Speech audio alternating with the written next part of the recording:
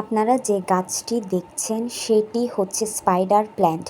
কিন্তু কেন একে স্পাইডার প্ল্যান্ট বলে, চলুন জেনে নিই।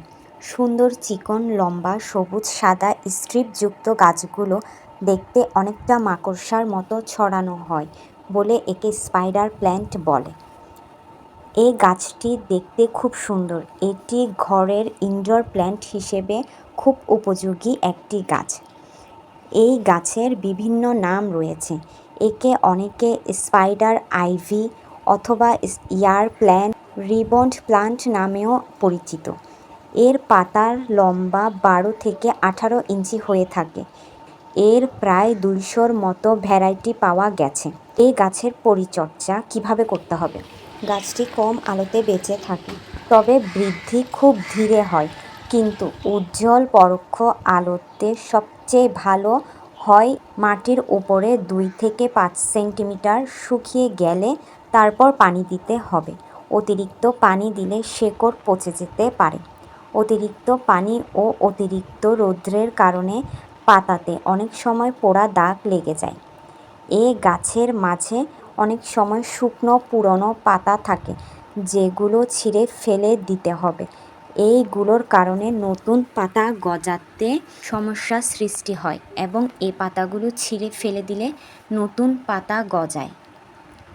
মাটির নিচে এই গাছের ছোট ছোট রসালো বাল্ব থাকে। এই বাল্বে পচন ধরলে গাছের পাতা ঝিমিয়ে যায়, কিন্তু কোনোভাবে গোড়াতে পচন ধরলে এই গাছকে আর বাঁচানো যায় না। তো গোড়া যতদিন ঠিক থাকবে, এই গাছে যদি পোকার আক্রমণ হয়, ফাঙ্গাসের সমস্যা হয় অথবা পাতা পুড়ে যায়, তারপরও এই গাছটি অনেক দিন বেঁচে থাকে। গাছগুলো সহজে মরে না।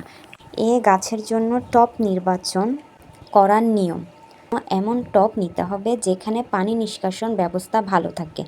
টবের নিচে পর্যাপ্ত পরিমাণ ছিদ্র থাকতে হবে যাতে করে অতিরিক্ত পানি বের হয়ে যেতে পারে। রিপটিংয়ের সময় কখন? এই গাছটি বসন্তকালে খুব ভালো গ্রো করে। বসন্তকালে ছোট ছোট সাদা ফুল ফোটে।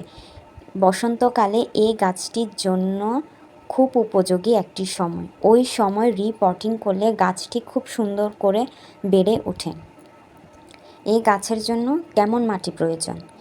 এই গাছের জন্য ঝুরঝুরে মাটির প্রয়োজন। এই গাছটির মাটির তৈরি করার সময় 50% মাটি, 30% বালি ও 20% কম্পোস্ট সার ব্যবহার করতে হবে। এই সকল জিনিস একত্রে মিশিয়ে একটি ঝুরঝুরে মিডিয়া তৈরি করতে হবে, যে মিডিয়াতে গাছটি রোপণ করতে হবে। গাছটিতে সার প্রয়োগ করার নিয়ম: গাছটিতে সপ্তাহে একবার সার প্রয়োগ করতে হবে। সার প্রয়োগ করার নিয়মগুলো হচ্ছে: প্রথমে কলার খোসাকে ভিজিয়ে সপ্তাহে একদিন ওই পানি ব্যবহার করলে গাছটি ভালো পুষ্টি পায়, অথবা কলার খোসাকে শুকিয়ে গুঁড়ি করে তারপরও এই গাছে প্রয়োগ করা যেতে পারে।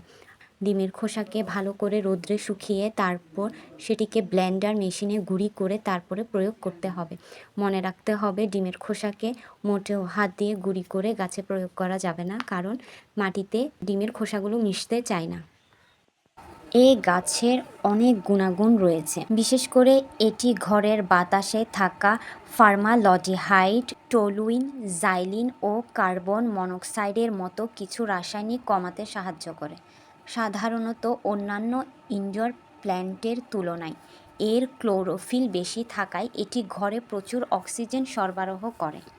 স্পাইডার প্ল্যান্ট তার পাতার মাধ্যমে বাতাসে জলীয় বাষ্প ছড়ায়। এক গবেষণায় দেখা গেছে, পড়ার টেবিলে বা কাজের জায়গায় এই গাছটি রাখলে মানসিক শান্তি পাওয়া যায় এবং ক্লান্তি কমে, মেজাজ ফুরফুরে থাকে এবং কাজের প্রতি মনোযোগ বাড়ে। গাছটি প্রাণীদের জন্য খুবই নিরাপদ এবং শিশুদের জন্যও। এই গাছে কোনো বিষাক্ত পদার্থ নেই, যার কারণে গাছটি আমরা অনায়াসে বাসায় রাখতে পারি।